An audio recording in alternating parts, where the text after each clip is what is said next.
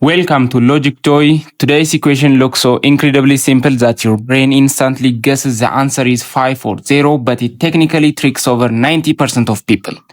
Pause the video right now, comment your quick guesses below, and let's see if you are right. Here is why everyone fails. Most people read left to right and think 5 minus 5 is 0. 0 times 5 is 0. Plus 5 equals 5. If you guessed 5 or 0, you just fell face first into a massive mental trap. Those answers are completely wrong. Let's solve this instantly using strict PEMDAS rule. Multiplication must happen before any addition or subtraction. You cannot just go left to right.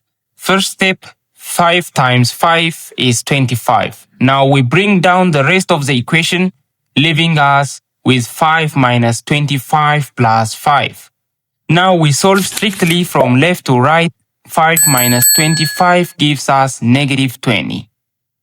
Finally, negative 20 plus 5 leaves us with exact negative 15. That is the undeniable correct answer.